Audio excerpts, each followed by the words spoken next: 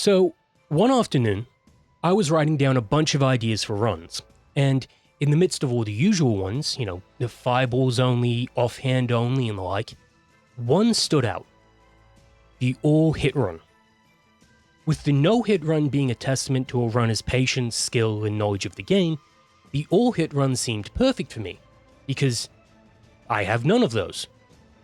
But I didn't just want to do an all-hit run. Now don't get me wrong, I'm not downplaying it, but it's so straightforward. You get hit and you hit back. It's really that simple. But then I thought, well, what if getting hit was a requirement for me to hit back?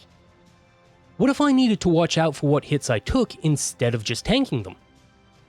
What if I needed to diversify my entire loadout to combat the different challenges the game throws at me? Well, that's what inspired this run.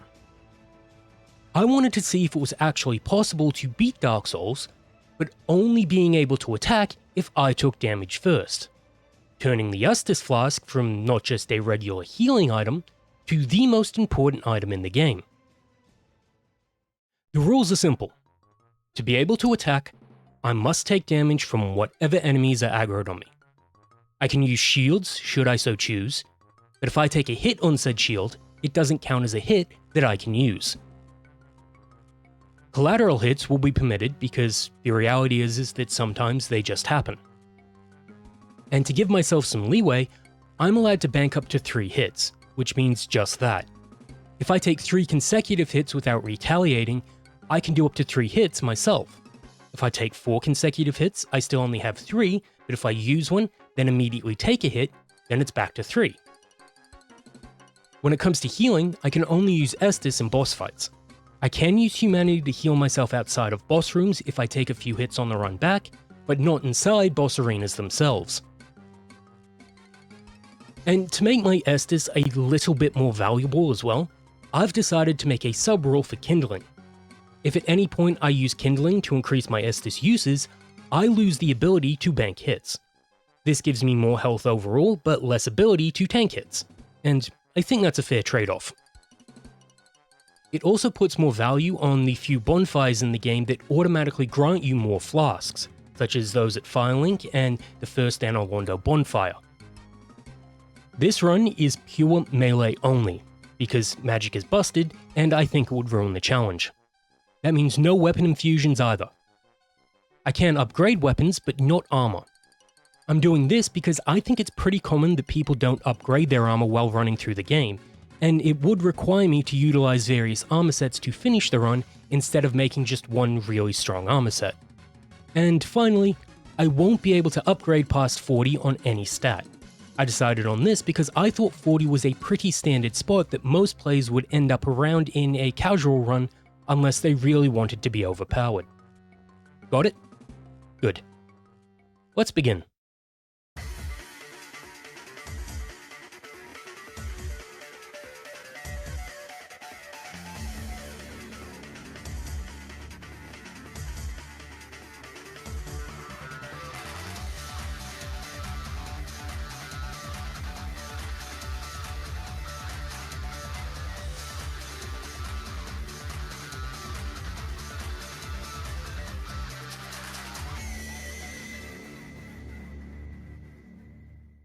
Since you can't level up any stat until you reach Firelink Shrine, the first hurdle in the run actually comes from creating your character. With health and defense being the most integral parts of the build, choosing a class that has enough vitality to keep me alive, alongside a gear set that will mitigate as much damage as possible while being able to dole it out as well, is vital. Thankfully, there is one class that has everything I want: the good old Knight. With the highest vitality of any starting class at 14, as well as a full suit of armor with solid defensive stats, the shiny boy fits the bill. And just in case, I forego selecting the Master Key for the Tiny Beings ring. This grants me just a tad more health, which may not seem like much, but you never know until you know. As you can see, it's not the most riveting of combat right now, but it does get better, I promise.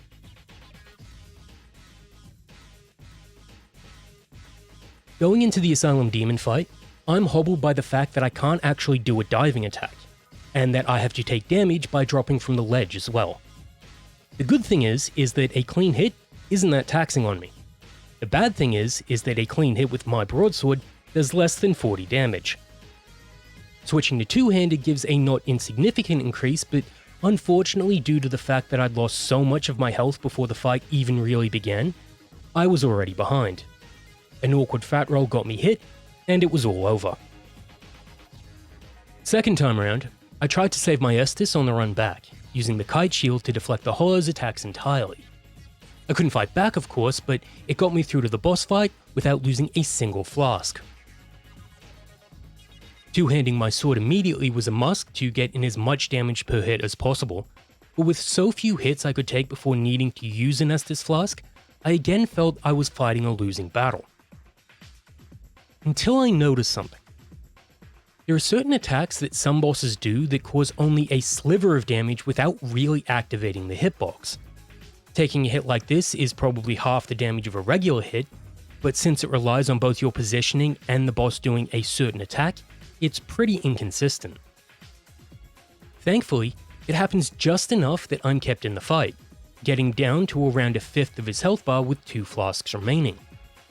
But I get stuck in what I like to call a healing loop, where draining an Estus flask just as I get hit takes all the damage I recovered immediately, meaning I wasted a flask.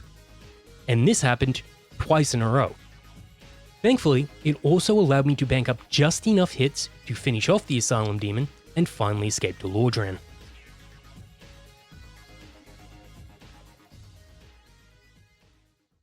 The Bonfire and Firelink Shrine gives me 10 flasks, which is a huge boon. I do the usual cycle, picking up loose souls, homeward bones, and even the Lloyd's talismans for later, and start to bolster myself by putting points into vitality and strength. And after picking up the new Londo Firekeeper soul to boost my healing potential, I take to the graveyard, because I need a weapon. A good one.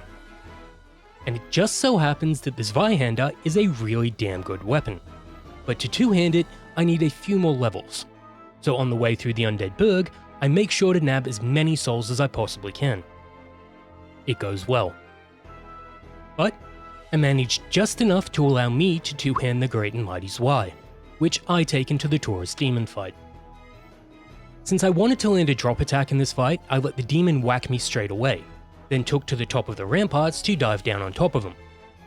I think I made the right decision. With half of the Taurus Demon's health bar eradicated in one hit, the rest of the fight is a cakewalk, going blow for blow with the demon until the fella gives up.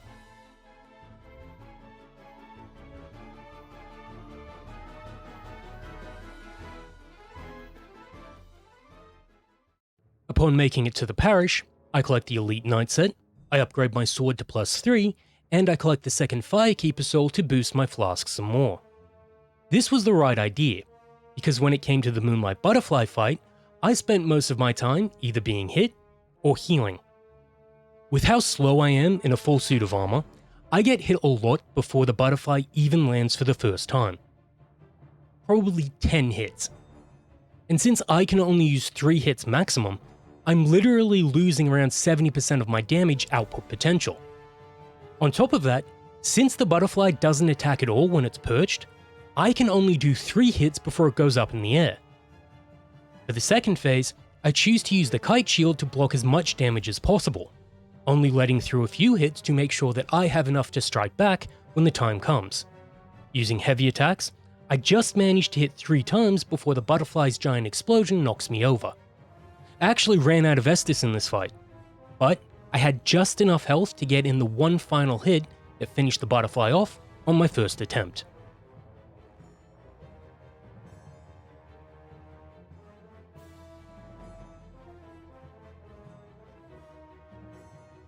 Which meant that the gargoyles were next. With my damage being much better than against the butterfly, and the Elite Knight set being far stronger against physical damage than magic damage, I thought that this fight would be a much easier go. But obviously, it wasn't. And it's entirely my fault.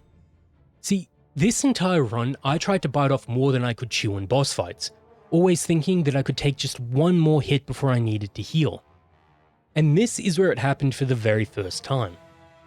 Instead of retreating to heal when I really needed to, I actually circled right around into the path of the second gargoyle, and I died. Now you'd think that'd teach me a lesson, but I'm stupid. My second attempt, I tried a different tactic, banking up attacks in the hopes that I could take over the first gargoyle without being overwhelmed by the second. Great plan, but it didn't work out that way.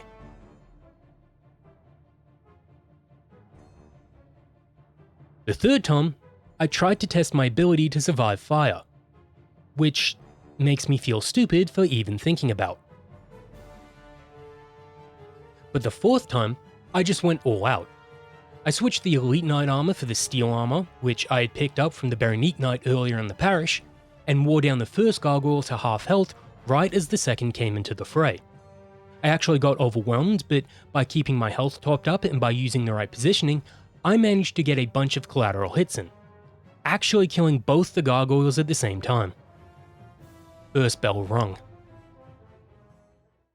After a nightmarish trek through the lower Undead Burg, the Capra Demon turned out to be a bit of a pushover. All the frustrating elements that this fight usually poses, the demon hounds, the enclosed arena, and how easily the Capra can stagger you, were completely thrown out the window when you're geared up like I was.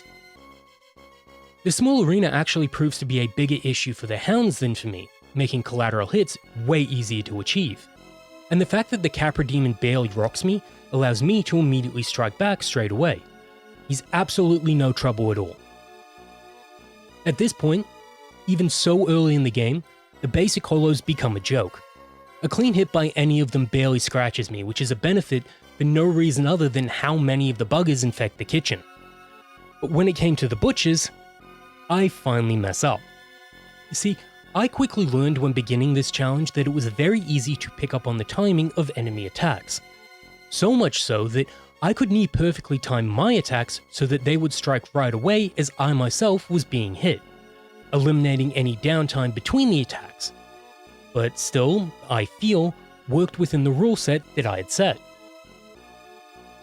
As I was trying to do this little speedrun technique, the butcher's knife went straight over my head. Now, I probably could have just taken an extra hit to compensate, but since this was the strike that actually killed her, I decided to punish myself by dying and not being able to pick up my souls. Anyways, I then grabbed the large ember, and I fuck up Splinter here, before heading into the gaping dragon fight. Now, you'd think that the best way to deal with this would be to immediately go for the dragon's weak point, and you would be right. But conserving my health is paramount, so losing half of my health for one big hit is not ideal. Thankfully, the dragon has some of the most awkward hitboxes in the entire game, meaning that a bunch of the attacks that it does can be abused to minimize the damage to me and increase my ability to do attacks. The most consistent of these is the feet.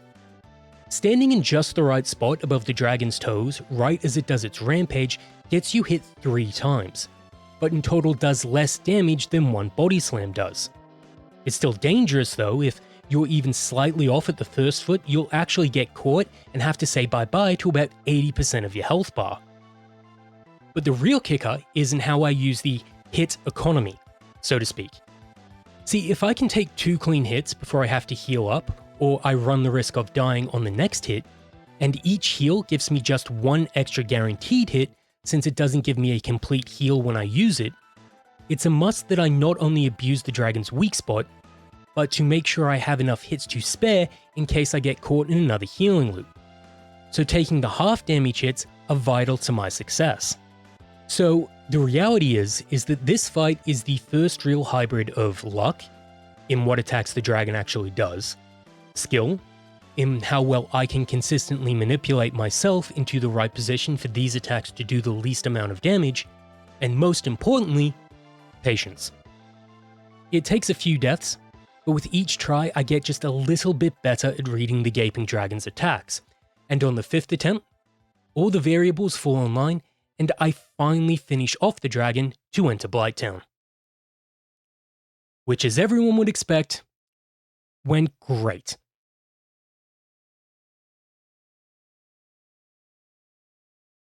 Going into the Quelaag fight with only 5 flasks was an experiment that failed immediately, as I discovered that just one of the spider's sword strikes cut through a quarter of my health bar, and a two-handed attack from me didn't even break 150 damage. So, I immediately retreated after the first death, escaping through New Londo with the intention of picking up the extra flasks at Firelink Shrine. I forgot about Lautrec. Yep. Because I'm so used to using the Master Key to skip the long way through Blighttown, I more often than not completely ignore Lautrec until he appears outside the Firekeeper's cell. And since I went the long way this time, I completely forgot about him. So as you can expect, that sucks. It means I only have 5 flasks in total until after I beat Queeleg, unless I kindle a bonfire. And I'm too much of a man to do that. So, I need to bolster the other parts of this build to make up for the fact that I can't use more than 5 flasks. Farming the worms at the bottom of Blighttown Swamp get me just enough Titanite shards so that I can upgrade my Zweihander to +8, which is a pretty solid damage boost, as well as being able to crank up a few levels to increase my health pool. And I also head into the Great Hollow to pick up the Chloranthy Ring in order to make up for my lack of stamina. Content with my growth, I took another shot at the Spider Witch. And I got eradicated. Over. And over. And over again. And over some more. And a little more after that. In fact, I died a lot. But after about a dozen attempts, I figured something out. Did you see it? Queeleg's lava pools do a very small amount of damage if I walk into them. Such a small amount that if I manage to allow myself to only take damage from them and from no other attack, I can easily take half a dozen before needing to heal once. Even more so if I get just the right angle and don't take the full brunt of the damage. That doesn't mean it's an easy fight though. The sheer amount of gear I'm wearing at this point means I move with the grace of a fat sloth with rheumatoid arthritis. So if Queeleg thinks for even a second about doing a big witchy bubble of pain, then I'm dead, no question. And her sword strikes still have such a huge arc that if I don't attack at just the right angles, then I can say bye-bye to a whole bunch of potential attacks. So the reality is that this fight, at least with what I had at the moment, does actually kind of rely on a lot of favourable RNG. I need Queeleg to spit hot fire everywhere and to never explode. And as far as I know, there's almost no way to bait any of these attacks. So much of this fight is me just running around, hoping for the best. I try to shorten the fight as much as possible by using heavy strikes, but there's a lot of weight put on Queeleg here. Thankfully, after over a dozen tries, Queeleg gets sick of me and gives up, spraying out so many lava pools that I was literally playing the floor is lava to beat her down. And with that, obviously, the Spider Queen got defeated, giving me the second bell, and more importantly, another 5 flasks that I can scrounge. As for the Ceaseless Discharge, I quickly came to the conclusion that I was way too underpowered to deal with them at this point. Every one of the Gross Nightmare creature's attacks split my health bar in 2, well, more of a 40-60 split. But he's not necessary right now, so it's to the back of my mind with him. On the way up Sen's Fortress, I learned an important lesson. The Snake Warriors are assholes. But apart from picking up the Ring of Steel Protection for just a little bit more physical defense and getting punted into oblivion by the Cannonball Giant, it's pretty straightforward. Meaning it's time for the Iron Golem fight. Like all boss fights before and oncoming, the trick is to find what attacks I can take and what attacks I can't. The Wind Cutter attacks? I can take a bunch. The actual axe slashes? Not at all. The Foot Stomps? Kind of? The Grab? Fuck no. So it's a 50-50 when it comes to taking hits, but what about giving them? Well, I was doing roughly half the damage I was doing to the last boss. The devs obviously wanted to counter this by adding in the ability to knock the golem off the edge, so the way to beat this fight is to do that, right? So why the hell did it take almost 15 attempts? Well, because I'm a moron. See, I was under the impression that it took 400 damage to stagger the giant, then 200 more to knock him off. So, I went in with the intention of taking 3 consecutive hits, than delivering all the damage in one go. Unfortunately, there's a bit of luck involved in how much damage I take from certain hits. So you'd think I would just heal after each hit, right? No. I'd gotten into my mind that I needed to take as much damage as possible before being hit, so I died a few times before this actually hit me. Secondly, I learned something in this fight that I had never known before, and that is that the Zweihander isn't actually a great strength weapon. And I always thought it was. Granted, I haven't used it since one of my first playthroughs, but still. It is a great weapon, don't get me wrong, but since I'm focusing mostly on strength for this build, I'm not getting the most bang for my buck when I use the Zweihander. So, I actually went back down to Blighttown to pick up the Great Club, one of the best strength weapons in the entire game. I only got that to +4 because I'd used up all my large Titanite shards on the Zwei, so the club's damage was still worse overall, but I decided I was going to switch to that as soon as I possibly could. Then, I farmed a bunch of souls to buy the Katarina set from the merchant in the Solitary Tower. This has much better stats overall compared to the Frankenstein set I'd been rocking up until this point. And while these upgrades helped, I still couldn't beat the Golem. I had no clue why. I could stagger him pretty easily, but for whatever reason, he just didn't go down when I tried to knock him. So, I decided to crank my weapon even more. So it was back down to New Londo to lower the water and farm myself a bunch of Titanite chunks and collect the very large ember, to reach +13 on the Zweihander. Now, I should have done this on the club, but I'm dumb, okay? We've established that. Don't need to say it anymore. And then I died to the Golem more. I still couldn't get the Golem to fall, and I had no clue why. Until I suddenly did it. Nothing changed at all, but the Golem got staggered and he tumbled over the edge. Why? I have no idea. The only thing I can think of is that I was hitting the Golem too high on the legs for the separate hit points to be damaged. But apart from that, I just don't know. I wish I had an answer. If you know, write in the comments. Please.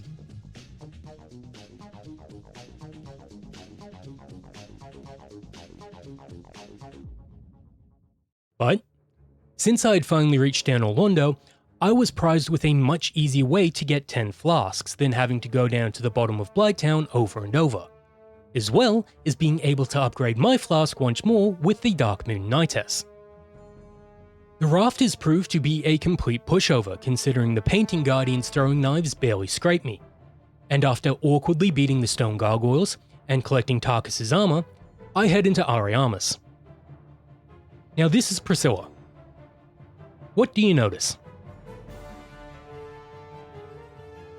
I'll wait.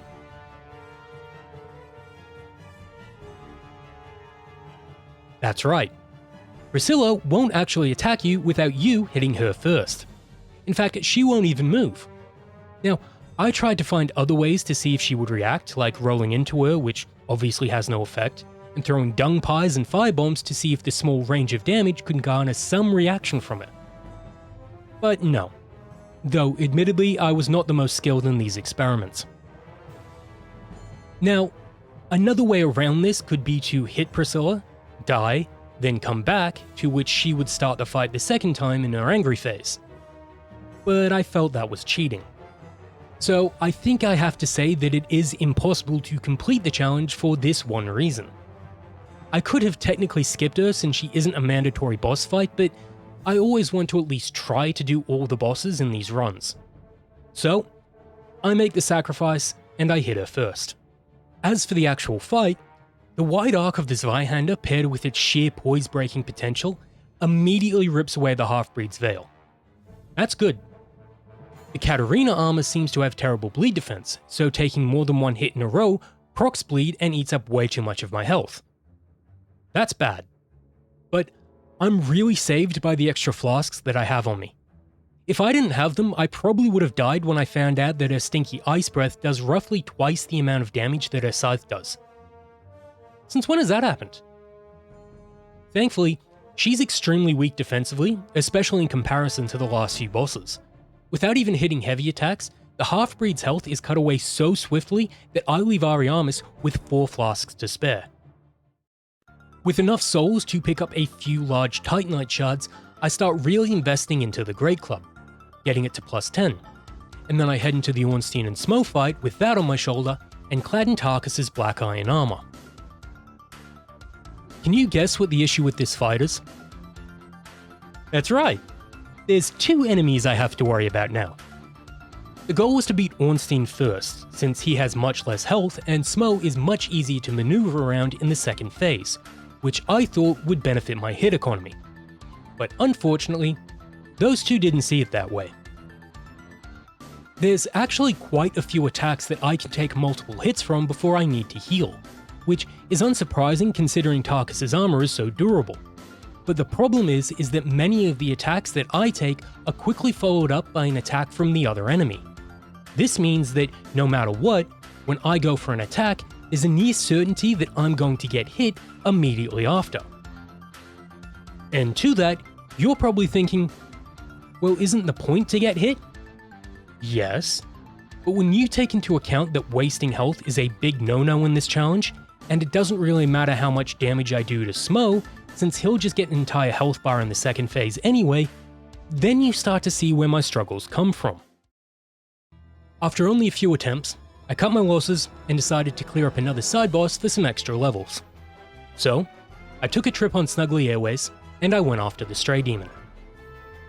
It's a damn good thing I was able to use 10 flasks, since just entering the Stray Demon's arena wipes out half my health. But it's otherwise very easy to figure out the attacks I can and I can't take. Needless to say, it's pretty obvious I can't take the Cosmic Ball of Death more than once, nor many of the Stray staff attacks. But what I can take is its Butt Splash. It, like many other attacks, can be abused by catching it right at the very edge of its hitbox, minimizing the damage as much as possible. And that's really the story of this fight. Run around until the Stray does the Butt Slam, hit him as hard as possible, then run around some more.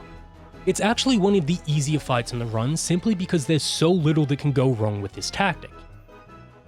Mind you, I say that even though I die multiple times while trying these very tactics, but you get the point.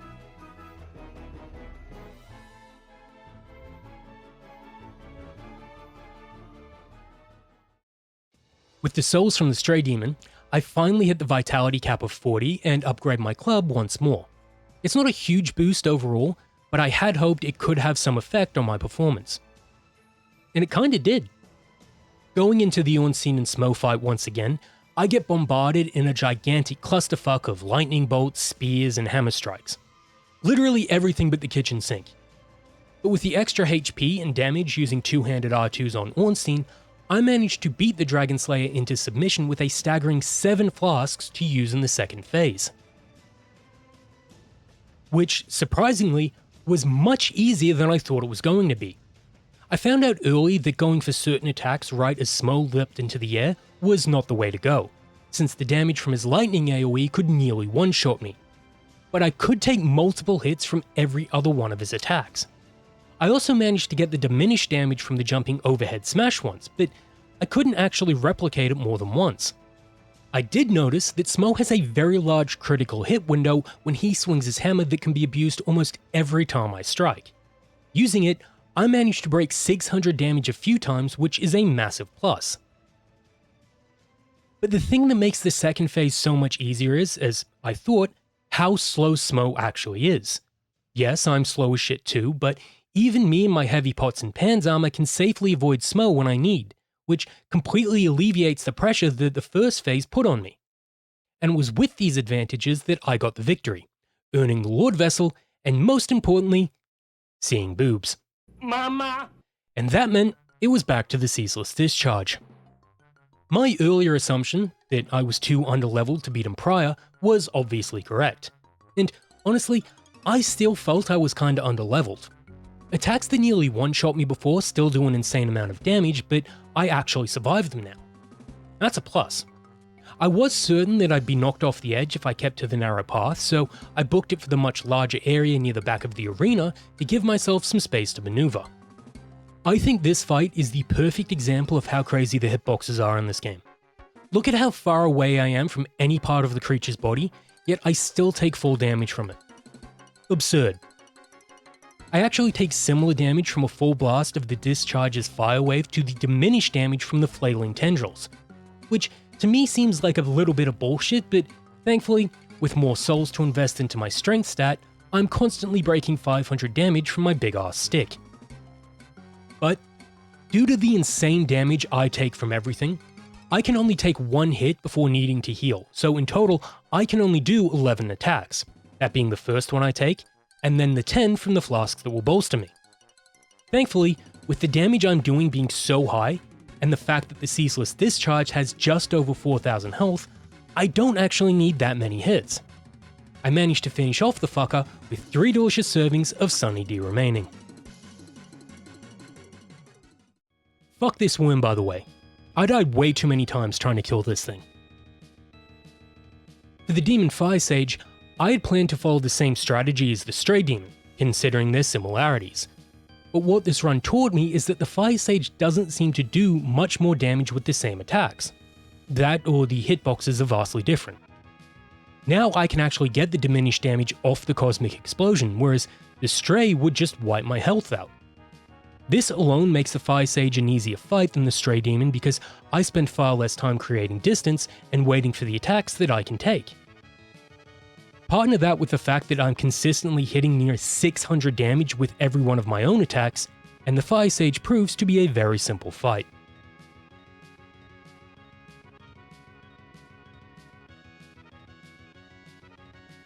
As for the Centipede Demon, obviously I couldn't count the damage from the lava, and I felt that would be bending the rules too much, so unfortunately I had to use up a flask before the fight even really started. Also unfortunately, the attack that the Centipede uses the most by far is its Go-Go Gadget Extendo Arm. Now this does very little damage per hit, but has 2 small things that make the fight very irritating. The first is the fact that this move has some of the best hitboxes in the entire game. I couldn't once get the diminished damage from the Centipede's arm. It would either hit me completely clean, or I would roll out the way entirely. The second is that, randomly, the arm attack will hit me twice in a row for no reason, and there is zero tell for this. It will literally just happen sometimes. This means I have to keep my health topped up because if I don't, then the second hit could suddenly happen and I'm all but dead. On top of this, the Centipede's grab is unbelievably hard to avoid when you're as slow as I am. And since it's one of those grabs that does multiple large ticks of damage, if I get caught in it, then I'm just wasting potential hits. Thankfully, most of the demon's other attacks are pretty standard when it comes to damage at this point, and with my damage still being very, very good for this point in the game, I managed to eke out the victory on my 3rd attempt.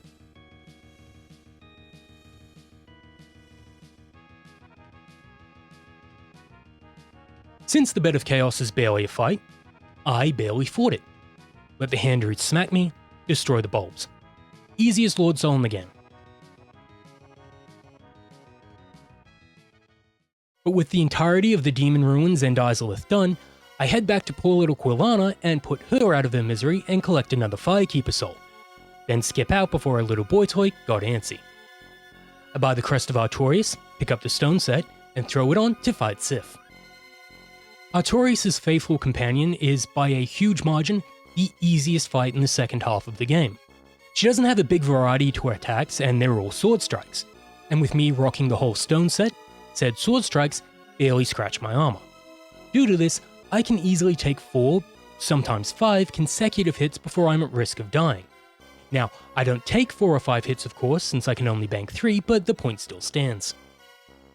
Plus, the only one of Sif's attacks that will actually rock me is the gigantic sword swing she opened the fight with. So for the most part, I can just stand in front of her and trade blows until either Sif leaps away, or I need to retreat and heal up. There's a little trouble, I'm not gonna lie. If I try to push my capacity to take hits just a little more than I should, Sif gets off just 1 too many attacks and I'll nearly die. Thank God for the stone set, huh? But the worst part of this fight is, by far, following around the poor injured beast and waiting for it to attack me just one last time so I can put it out of its misery.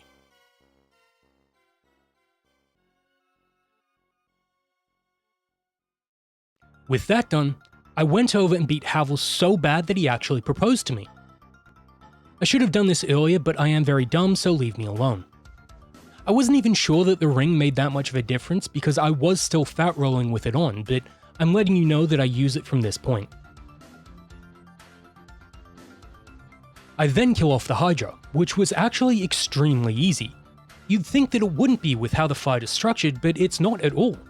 Yes, the Hydra's heads will knock me over and be out of my range by the time I stand up, but by retreating further up the lake's edge, I can get the Hydra to spit at me, take that hit, and then avoid the heads as they strike and hit back. On top of that, the Grey Club is doing so much damage that I don't even need to cut off all the heads to kill the creature permanently.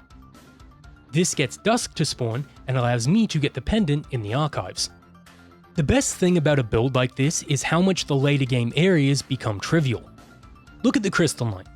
With most other builds, this guy is actually a bit of a bastard to take head on.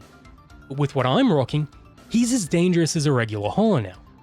There's no real need for me to bring this up, but I always had trouble with this guy in a normal run, so I'm happy to see him get wrecked. I hate Seath. All my homies hate Seath. It took precisely 24 seconds for me to start the fight and get cursed. Why Dark Souls? But managing to get one solid hit in revealed that my damage now is utterly astronomical.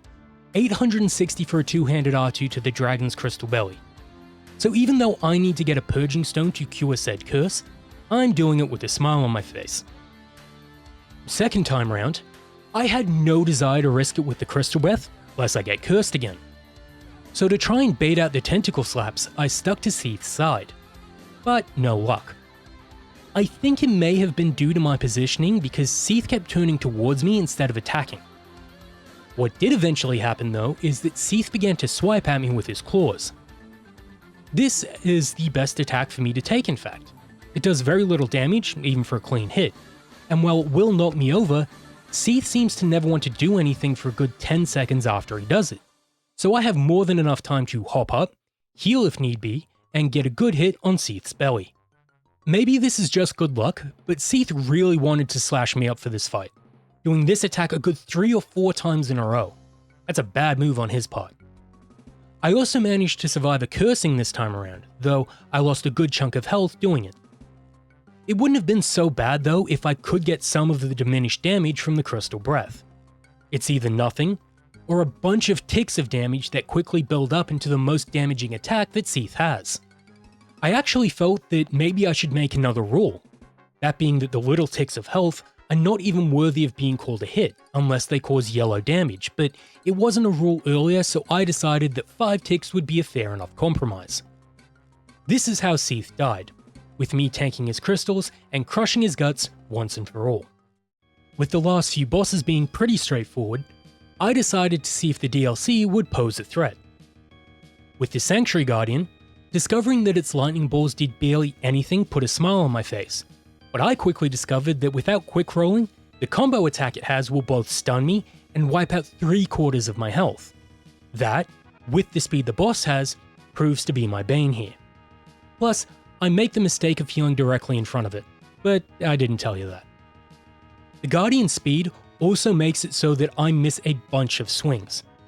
The creature can literally dip out of my way in the middle of my attack, and I won't lie, it got pretty frustrating. But by keeping close to its maw, trying to bait out its combo, and trying to time my attacks in just a way that the Guardians will hit me before I hit it, I managed to kill the thing on my second attempt.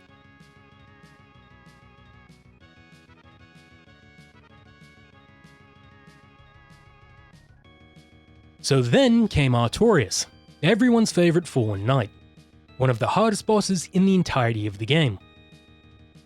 He's a scrub here. I can take basically every attack that Artorias throws at me. Unless he hits me cleanly 2 or 3 times in quick succession, I'm in literally zero trouble. I get staggered very briefly when I get hit, but with how little damage it does and how quick my recovery is, it proves to be little more than a hiccup. I actually thought that Artorias' buffs would be a huge factor in this fight considering the damage boost he gains from them, but even that proved to be little hassle for me.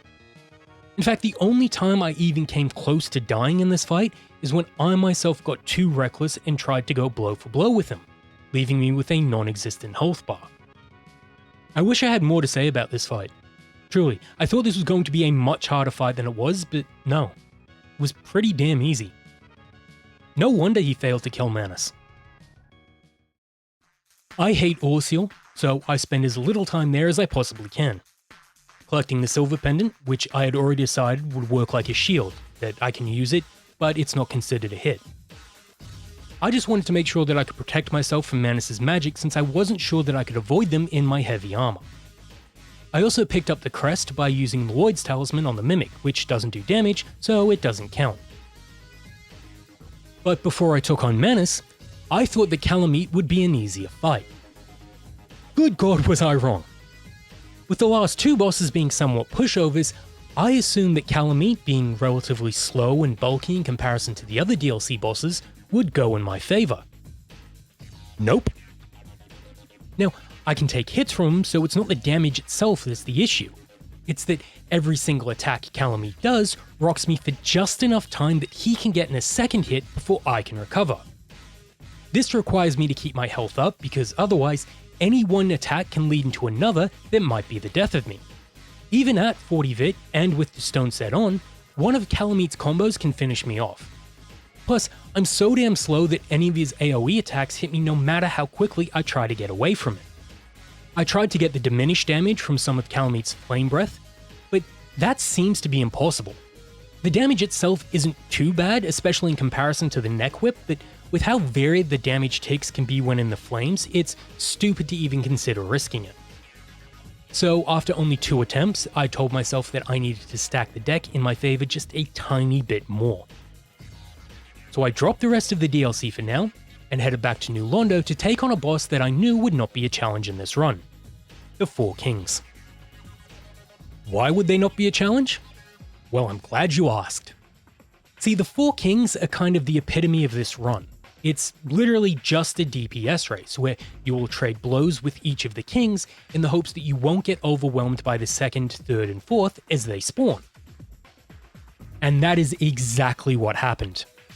A clean sword strike to the stone set is like a kitten at a scratching post, meaning that even after going blow for blow with this thing, I kill him off with only a third of my health bar taken from me.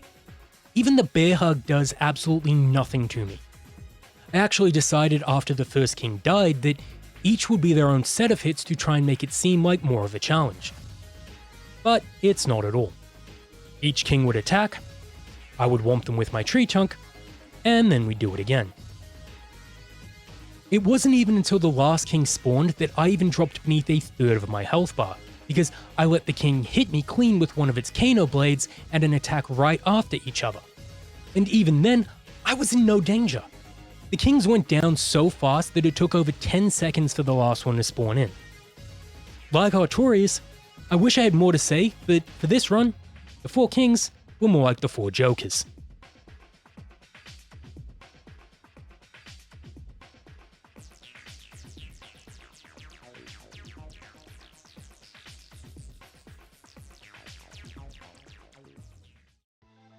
I had some fun playing with the skeletons in the catacombs to get the Seance Ring, I wiped out Pinwheel in 3 hits, and I headed down to Nito. The plan for this fight was to use Nito against his own minions as much as possible, and to try to use the hits taken from the minions to get collateral damage on Nito. But after a quick test to see if I could take Nito's miasma and sword attacks, and discovering that it only did about a quarter of my health, I decided to throw that idea out the window and just go apeshit on him. For the most part, it was me being hit 4 times at once and then attacking myself. But the fight took a massive turn for the worse when Nito procced Toxic on me. So now, on top of me needing to heal after every few hits, I have to deal with the worst status effect in the game. But Nito is big, slow, and thankfully doesn't have any real combos, unless you count his minions of course. So I can always retreat if need be and have little risk of being stun locked and taking too much damage at once. Even with the Toxic eating me up inside, Nito's attacks just aren't strong enough to finish me off. And I'd learned from prior fights that it's better to be safe with my health than to risk that one last hit. The Toxic was enough though that I did actually run out of flasks, which is something that hadn't happened in quite a while. But I still finished off Nito with literally a quarter of my health bar to spare. And with all the Lord Souls acquired, I offered them up and opened up the kiln of the First Flame, where I was able to farm the Black Knights for a bunch of chunks to upgrade my club to max finally and return to Calamite. I will also say that I had no idea that the Lord Vessel gave you 20 flasks. I genuinely had no idea. I guess that when you're used to using the Rite of Kindling throughout a normal playthrough that you're going to miss this, but it's actually kind of astounding to me that I've been playing this game for so long and never knew a pretty huge boon like that. Anyways, I had to finish off Calamite. Having upgraded my club to max meant I was hitting near 550 damage for a normal hit, a roughly 20% increase over what I'd been doing prior. Now, this may not seem like a big thing since the issue I'd been having was the damage I was receiving and not the damage I was giving, but if you think about it, me doing more damage per hit meant that I needed to take less hits overall, right? On top of that, the extra flasks kind of removed the damage issue anyways. I could always keep my health on the higher end now, which in itself kind of lowers the challenge, but unsurprisingly, the extra damage I was doing was so effective that I actually made it through this fight without tapping into the extra 10 flasks I had. What really did it for me though is something I should have done from the beginning, and that's the age-old strat of sticking to Calamite's feet. The Dragon Stomp staggered me, but I could take 2 of them, which is obviously twice as many as any other attack. So I could have done this from the beginning. But, you know, hindsight is 20/20, I beat him in the end and that's what counts.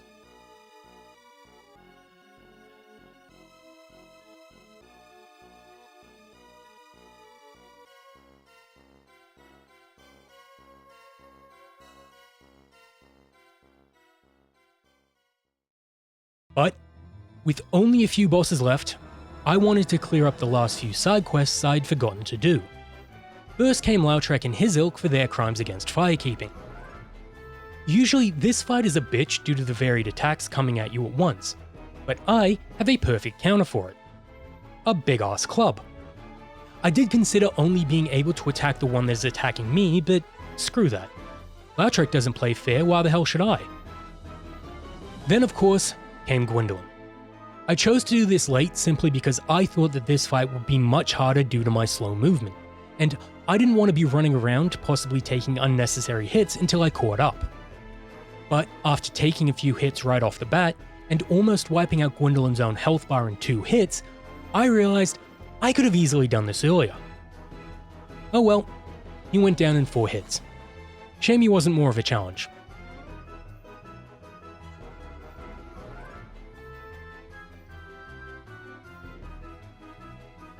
But then, I had to finish off upgrading my Estus flask, so I took on the Dark Moon Nidus. Yeah. On to Manus. Now, you would think that with all of my advantages, the maxed out weapon, the stone armor, and the 20 flasks, I would be well equipped to deal with the Father of the Abyss. Well, you'd be wrong. Now, I could take all of Manus's regular attacks, his bitch slap, the wide swing, those are fine. And when Manus's hand was planted into the ground, I had more than enough time to wind up an R2 and take a sizable chunk from him. I could theoretically just take those hits and be done with it. But the issue was avoiding all of his other attacks that would completely screw me up beyond all comprehension. Take this for example. I get hit once, pretty early on, then for almost a minute straight, I'm under assault with every attack Manus has in his arsenal, having barely enough time to heal in between his attacks. Now, obviously this was not the most strategic way of handling Manus, I know that. You could state a bunch of obvious things that I could do better. But the reality is that the nature of this run constantly put me in a position where this thing became commonplace. So the biggest challenge of this fight was not necessarily the rule set, but getting some lucky RNG with the least amount of aggression from Manus. So then after came several attempts of me trying to read Manus' attacks and keep up my aggression. Basically, if Manus did his hissy fit, it was more or less over. If he started spamming magic, well, I may as well accept my fate. But thank God for the silver pendant. And with literally every attack of Manus' knocking me down, it actually felt for a while that I may have reached the end of the run. Until I literally had a run where I just decided to face Manus head on, and I realized that I could disrupt the flow of Manus' attacks by just hiding underneath his chin. Now this didn't mean I was invulnerable here, but it did mean that I was being hit more often by lesser attacks than the heavy hitters. And that is what won me the battle in the end. And thank God that was over.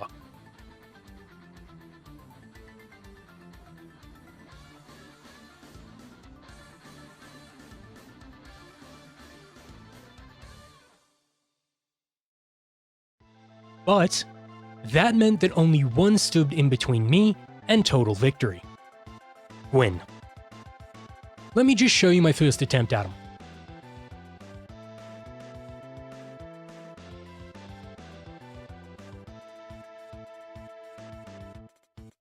What did you notice? That's right. Despite wearing the stone set, Gwyn staggers me with literally every hit, and due to this, I don't have a lot of time to either return an attack or run off and recuperate. Just like with Manus. But thankfully, I came in with a backup plan. Havel's armor. The armor with by far the highest poise in the entire game. I thought that maybe if I could not be staggered by Gwyn, I could actually fight back against him. And yep, that was just what happened. Now, it didn't actually offer much more protection to me than my favored stone set, but the simple fact that Gwyn's attacks bounced off of me like nothing allowed me a fighting chance. As long as I kept my health up,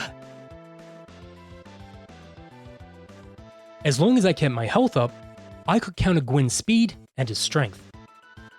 And thanks to that, I fell into the very easy pattern of taking 2 brief hits from the Fading King, then responding in kind with 2 of my own, which would stagger Gwyn and allow me a brief respite to heal while the god recovered. Now, a couple of times, Gwyn wouldn't play along, and he managed to get off 3 hits, which in turn ruined my flow. But by keeping up my advance, I was always able to bring him back under my control. And just like that, I beat Gwyn. And I finished the run. That was a journey. And damn was it fun. I think this run boils down to learning the strategies to deal with each boss. But if I'm honest, I feel like this run got relatively easy as it progressed. Perhaps not a cakewalk, but certainly relying on a lot less skill than many other challenges I've done before. What it told me was that with a couple more changes to the rule set, like only using 5 flasks or maybe fist only, I could have a really difficult challenge to sink my teeth into in the future. Let me know if you liked the vid. Call me dumb if you didn't. Either way, till next time. Bye bye.